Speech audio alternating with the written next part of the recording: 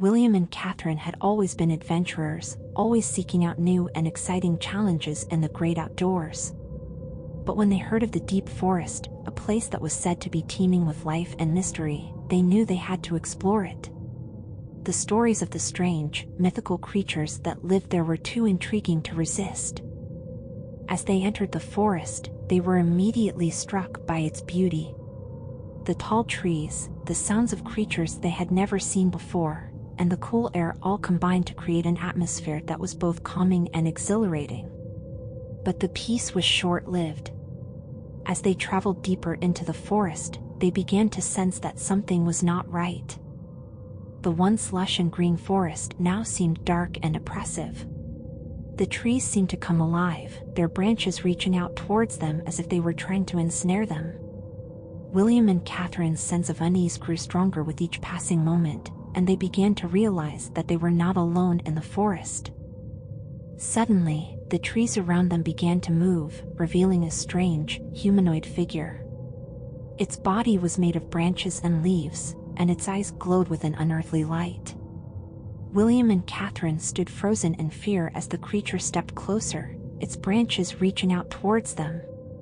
Just as it seemed like all was lost, a sudden twist was revealed. The creature was not a monster, but a protector of the forest, angry at the humans for their destruction of nature. William and Catherine were shocked to learn that the forest was alive, and that its inhabitants were watching over it, defending it from those who would do it harm. The fear of the unknown was replaced by awe and respect as they realized the incredible secrets that the deep forest held. But before they could fully process what they had discovered, they were startled by a large creature. They quickly turned around, only to find themselves face to face with another creature. This one was even more fearsome than the first, its branches sharp as blades and its eyes blazing with anger. William and Catherine were traveling through a dense forest to reach a remote cabin for their weekend getaway.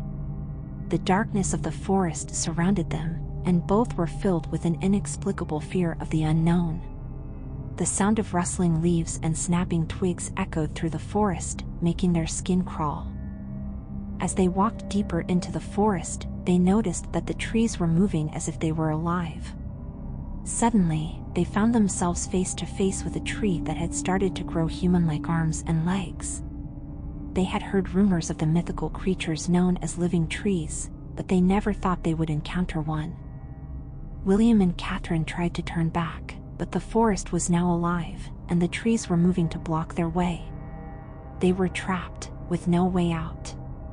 The fear of the unknown was taking over them, and they could hear whispers in the wind, calling out to them.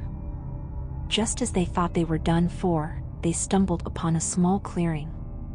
In the center of the clearing stood a tree with a face and a mouth that opened, revealing sharp teeth. William and Catherine screamed, but the twist was, it was not a living tree, it was the entrance to a maze, built by the forest creatures to trap their prey. As they entered the maze, they realized that the only way out was to solve the puzzles and find the right path. The fear of the unknown was now replaced by the fear of being trapped forever. They ran, trying to find the right path, but every turn they took led to dead ends and more puzzles.